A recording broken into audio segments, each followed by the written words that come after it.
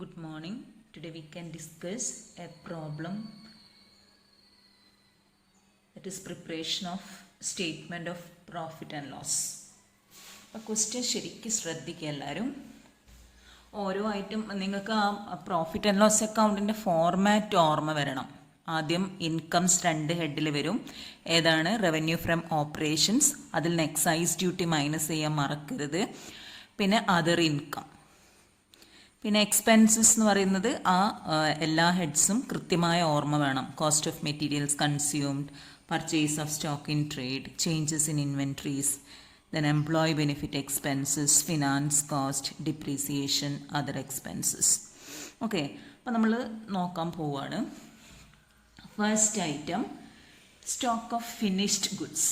Stock of finished goods on 1st April 2016 എന്ന് പറയുമ്പം opening സ്റ്റോക്കാണ്. Opening stock of finished goods ആണ്. Opening stock of finished ഗുഡ്സും closing stock of finished ഗുഡ്സും ഉണ്ടെങ്കിൽ നിങ്ങൾ ചേഞ്ചസ് ഇൻ ഇൻവെൻട്രീസ് കാണാൻ വേണ്ടിയിട്ടാണ് അത് എടുക്കേണ്ടത്. മനസ്സിലായല്ലോ? അപ്പോൾ ഓപ്പണിംഗ് സ്റ്റോക്ക് എത്ര തന്നിട്ടുണ്ട്? 80,000 തന്നിട്ടുണ്ട്. ലാസ്റ്റായിട്ട് ക്ലോസിംഗ് സ്റ്റോക്ക് 96,000 തന്നിട്ടുണ്ട്. അപ്പോൾ ചേഞ്ചസ് ഇൻ ഇൻവെൻട്രീസ് കാണുന്ന സമയം അവിടെയാണ് നിങ്ങളത് കാണിക്കേണ്ടത്. അതിൻ്റെ ഡിഫറൻസ് എടുത്തിട്ട് അത് പോസിറ്റീവ് ആണോ നെഗറ്റീവ് ആണോ നോക്കി എഴുതണം. പോസിറ്റീവ് ആവുന്നത് എപ്പോഴാണ്? If closing stock is more than opening stock negative ആയിരിക്കും. നേരെ തിരിച്ചാണെങ്കിൽ പോസിറ്റീവ്. അപ്പോൾ നമ്മൾ നോക്കുകയാണ്. Next item sale of goods. Sales എന്ന് പറയുന്നത് റവന്യൂ ഫ്രം ഓപ്പറേഷൻസ് ആണ്. അപ്പോൾ ഇതൊരു റവന്യൂ ആണ്. 3,86,000 എന്നുള്ളത്. കുറേ ഐറ്റംസ് ഉണ്ടെങ്കിൽ നിങ്ങൾക്ക് പ്രിപ്പയർ ചെയ്യാം. ഏത്? Notes to the statement, notes to accounts എന്ന് പറഞ്ഞിട്ട് യു ക്യാൻ പ്രിപ്പയർ നോട്ട്സ്. അപ്പോൾ ഇവിടെ ആകെ ഒരു ഐറ്റമേ കാണുന്നുള്ളൂ, സെയിൽ ഓഫ് ഗുഡ്സ് എന്ന് പറഞ്ഞിട്ട്. അപ്പോൾ സെയിൽ ഓഫ് ഗുഡ്സ് ഏതിലാണ് കാണിക്കേണ്ടത്?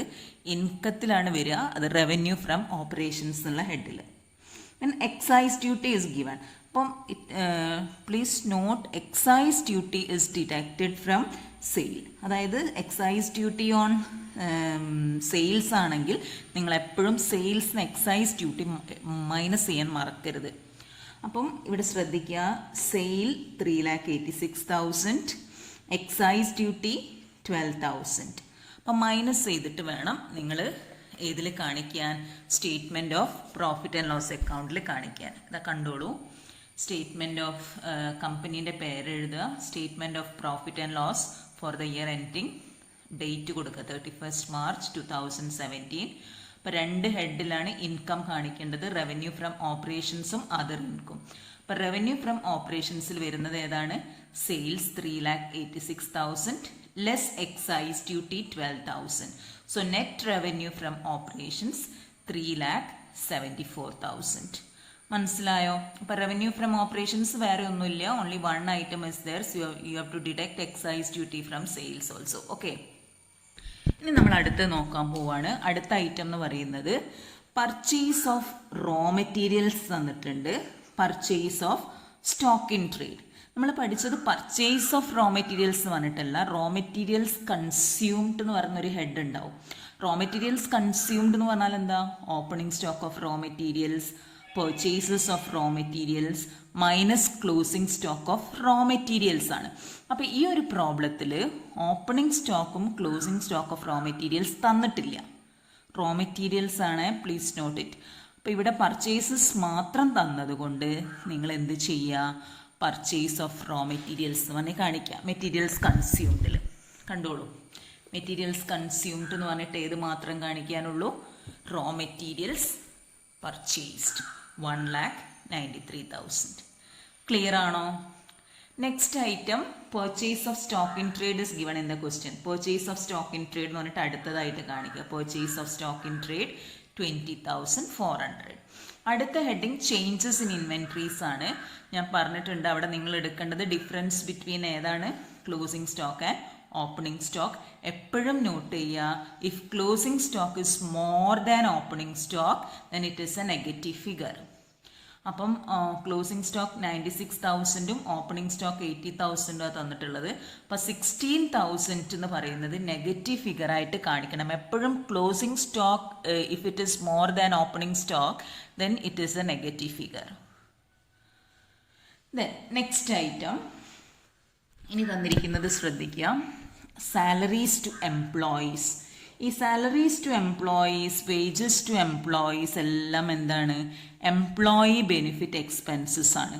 നോട്ട് ചെയ്യണം. അപ്പോൾ ഇവിടെ സാലറീസ് ടു എംപ്ലോയീസ് എന്ന് പറയുന്നത് എംപ്ലോയി ബെനിഫിറ്റ് എക്സ്പെൻസസ് ആണ്.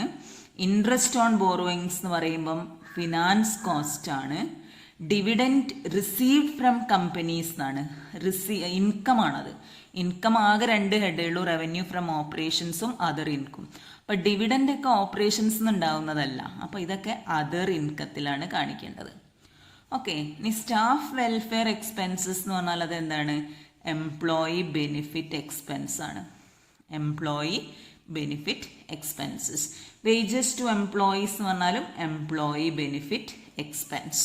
അപ്പം എംപ്ലോയി ബെനിഫിറ്റ് എക്സ്പെൻസസിൽ ഇപ്പോൾ 3 എണ്ണമായി. സാലറി തന്നു, staff welfare expenses, wages to workers. Okay. Then depreciation on fixed asset. Depreciation and amortisation എന്ന് പറഞ്ഞിട്ടൊരു സെപ്പറേറ്റ് ഹെഡ് തന്നെ ഉണ്ട്, അതിൽ തന്നെ കാണിക്കാം. Then tax expenses given. അപ്പോൾ പ്രോഫിറ്റ് ബിഫോർ ടാക്സ് കിട്ടിക്കഴിഞ്ഞിട്ടുണ്ടെങ്കിൽ അതിൽ നിങ്ങൾ എന്ത് മൈനസ് ചെയ്യണം? ടാക്സ് മൈനസ് ചെയ്യുക. എന്ത് കിട്ടാൻ വേണ്ടിയിട്ട്? പ്രോഫിറ്റ് ആഫ്റ്റർ ടാക്സ് കിട്ടാൻ. അപ്പോൾ പ്രോബ്ലം ക്ലിയർ ആണോ? അപ്പോൾ നമ്മൾ ഈ പ്രിപ്പറേഷൻ ഒന്നും കൂടെ നോക്കാം. റവന്യൂ ഫ്രം ഓപ്പറേഷൻസ് ക്ലിയർ ആയിട്ടുണ്ട്. അതർ ഇൻകത്തിൽ ഡിവിഡൻഡ് കാണിച്ചു. അപ്പോൾ ടോട്ടൽ റവന്യൂ എന്ന് പറയുന്നത് എത്ര കിട്ടിയിട്ടുണ്ട്? 3,84,000. This is the total income. എക്സ്പെൻസസിൽ കോസ്റ്റ് ഓഫ് മെറ്റീരിയൽസ് കൺസ്യൂംഡ് എന്ന് പറയാൻ ഓപ്പണിംഗ് സ്റ്റോക്കും ക്ലോസിംഗ് സ്റ്റോക്കും ഇല്ലാത്തത് കൊണ്ട് പർച്ചേസസ് അതേപോലെ എഴുതിയാൽ മതി. Then purchase of stock in trade is given. Changes in inventories കണ്ടുപിടിച്ചു. എംപ്ലോയി ബെനിഫിറ്റ് എക്സ്പെൻസസ് 3 ആയിട്ടുള്ളത് കൊണ്ട് it is better to prepare notes to accounts. Okay. അപ്പോൾ ഇങ്ങനെ ചെയ്തോളാം. എംപ്ലോയി ബെനിഫിറ്റ് എക്സ്പെൻസസ് എന്ന് പറഞ്ഞിട്ട് salary, staff welfare expense, wages to workers എന്ന് പറഞ്ഞിട്ട് ഇതിൽ നോട്ട്സ് പ്രിപ്പയർ ചെയ്യുക. Find out total of employee benefit expenses and this total is taken here 82,600. മനസ്സിലായോ? പിന്നെ എഴുതേണ്ടത് ഫിനാൻസ് കോസ്റ്റ് ആണ്. ഫിനാൻസ് കോസ്റ്റിൽ നമ്മൾ ഏതാ ഫിനാൻസ് കോസ്റ്റിൽ കാണിക്കുക? ഇൻട്രസ്റ്റ് ഓൺ ബോറോയിങ്സ് ആണ്. Interest on debentures, interest on long term loans etcetera. അപ്പോൾ ഇൻട്രസ്റ്റ് ഓൺ ബോറോയിങ്സ് തന്നതുകൊണ്ട് അത് ഫിനാൻസ് കോസ്റ്റിൽ അതേപോലെ എഴുതുക. ഒറ്റ ഐറ്റം ആയതുകൊണ്ട് നോട്ട്സിൻ്റെ ഒന്നും ആവശ്യം വരുന്നില്ല. പിന്നെ ഡിപ്രീസിയേഷൻ ആണ്. ഡിപ്രീസിയേഷൻ എടുത്ത് എഴുതി 25,000. അതർ എക്സ്പെൻസസ് എന്ന് പറഞ്ഞാൽ ഒന്നും എഴുതാനില്ല. ഇനിയിപ്പോൾ റെൻറ്റ് അങ്ങനെ വല്ല ഐറ്റംസ് ഉണ്ടെങ്കിൽ അതൊക്കെ നിങ്ങൾ അതർ എക്സ്പെൻസസ് എന്ന് പറഞ്ഞിട്ട് നോട്ട്സ് ടു അക്കൗണ്ട്സ് പ്രിപ്പയർ ചെയ്തിട്ട് ടോട്ടൽ അതർ എക്സ്പെൻസസ് എത്രയാണെന്നുള്ളത് കാണിക്കാം. ഈ ക്വസ്റ്റ്യനിൽ അതൊന്നും ഇല്ല. ഓക്കെ. അപ്പോൾ ഗെറ്റ് ടോട്ടൽ ഓഫ് എക്സ്പെൻസസ്. ഈ എക്സ്പെൻസസ് ടോട്ടൽ എടുക്കുന്നു. അപ്പോൾ നമുക്ക് 3,17,600 കിട്ടി. അപ്പോൾ ടോട്ടൽ ഇൻകം എത്രയാണ് കിട്ടിയത്? 3,84,000 ആയിരുന്നു. ടോട്ടൽ എക്സ്പെൻസ് എന്ന് പറയുന്നത് 3,17,600. So next step, find out profit before tax. അപ്പോൾ പ്രോഫിറ്റ് ബിഫോർ ടാക്സ് എന്ന് പറയുമ്പോൾ total income minus total expense. അപ്പോൾ 3,84,000 ഏത് മൈനസ് ചെയ്യുക? 3,17,600 മൈനസ് ചെയ്യുക. അപ്പോൾ പ്രോഫിറ്റ് ബിഫോർ ടാക്സ് എന്ന് പറയുന്നത് 66,400 കിട്ടി. ഇനി ഇതിൽ നിന്ന് എന്ത് ചെയ്താൽ മതി? ടാക്സ് എക്സ്പെൻസ് മൈനസ് ചെയ്യുക. അപ്പോൾ ടാക്സ് എക്സ്പെൻസ് എന്ന് പറയുന്നത് 16,800 ആണ് തന്നിരിക്കുന്നത്.